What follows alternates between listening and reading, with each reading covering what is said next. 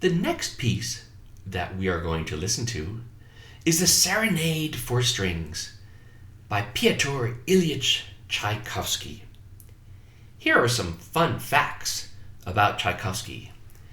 In addition to being a fantastic composer from Russia, he was a brilliant pianist. He lived during the 19th century. Tchaikovsky composed many famous works that I am sure you are familiar with. One being the Nutcracker that you usually hear during the Christmas time season. The second being the 1812 Overture. Now, what's so unique about that piece is that it contains cannons. Yes, Tchaikovsky calls for cannons in the score at the end of the work. It is quite an exciting spectacle if you ever get a chance to hear it live. While Tchaikovsky was composing the 1812 Overture, he was also working on the Serenade for Strings. He composed the Serenade for Strings in the summer of 1880 after a trip to Italy.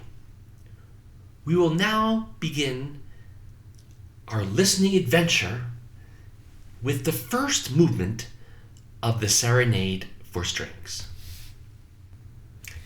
The first movement of the Serenade for Strings, Tchaikovsky wanted to imitate the great composer before him, Wolfgang Amadeus Mozart. So he wrote a pezzo in the form of a sonatina. Basically, that means it is a piece which is in the form of a sonata. Now, a sonatina is a shorter sonata. So this movement does not contain a development. This movement begins very similar to the Boyer that you heard, with these grand chords. But this time, Tchaikovsky begins only a single forte, which means strong or loud. Then he comes back a couple measures later and brings it to fortissimo. Here is a selection of the first movement.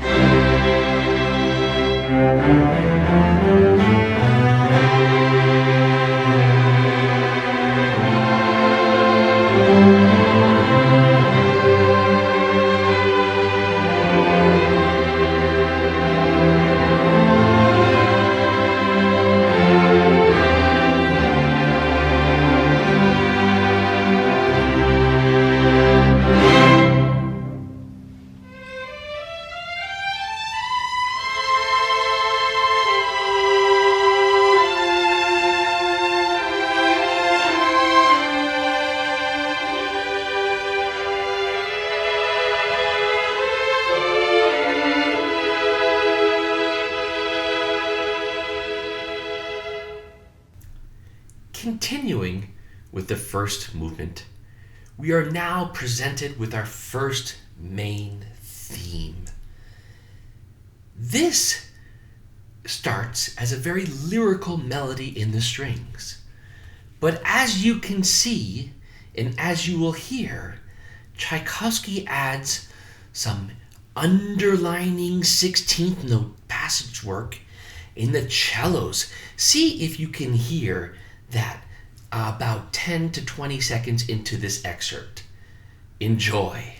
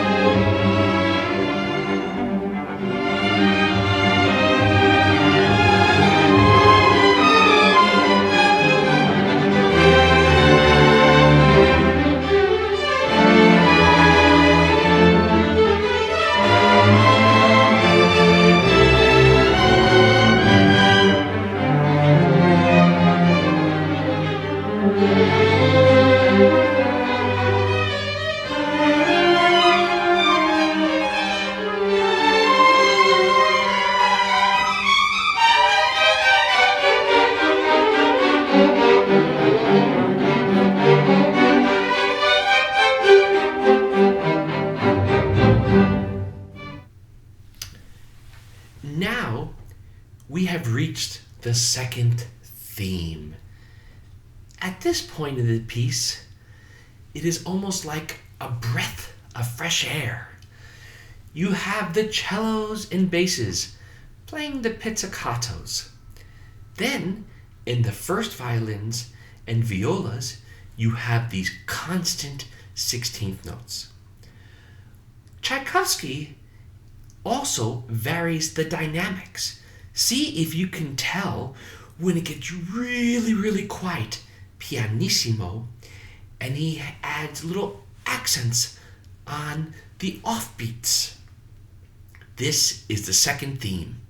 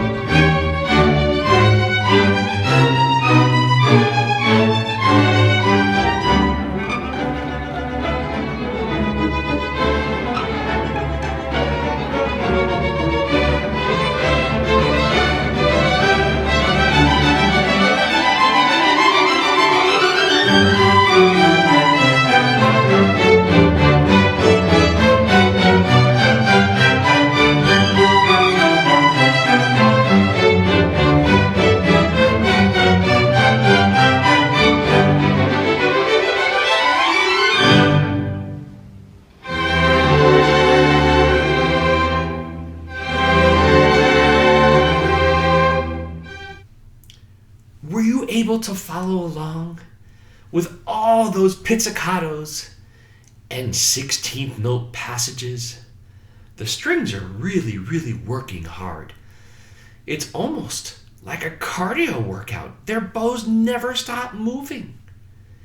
Finally, the movement concludes with a glorious coda with music that you have already heard before.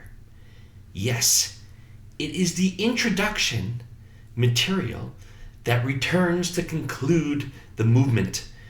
Then Tchaikovsky puts his staple on it and adds a glorious C major chord to conclude the first movement.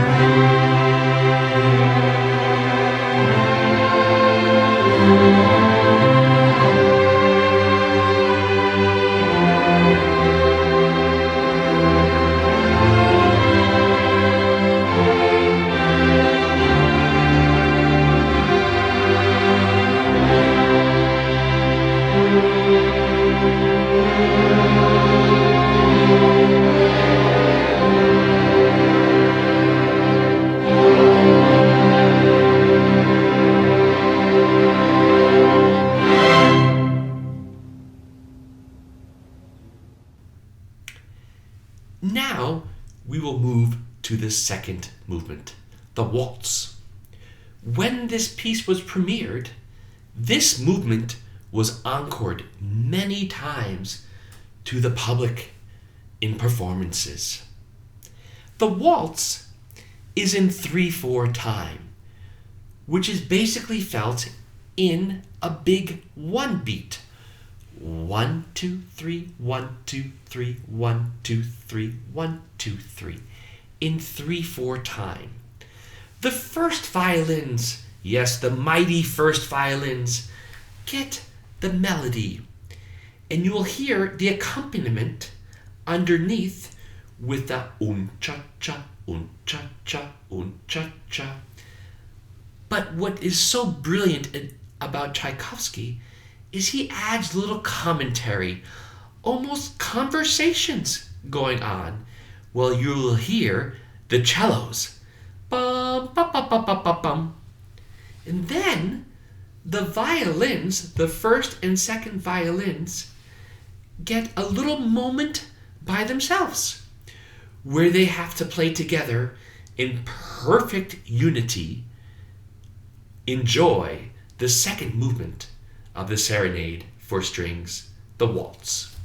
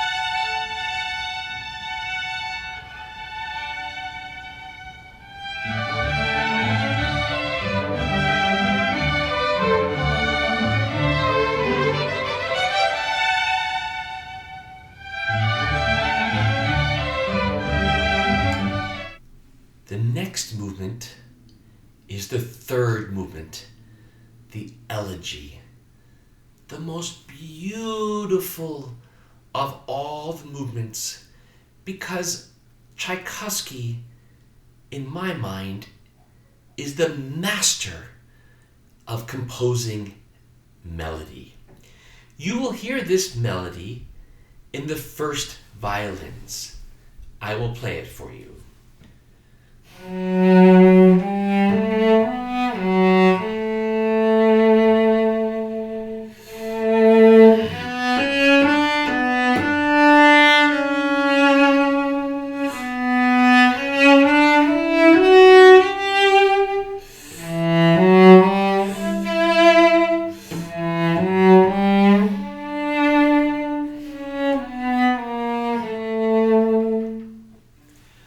Underneath that, you will have these pizzicatos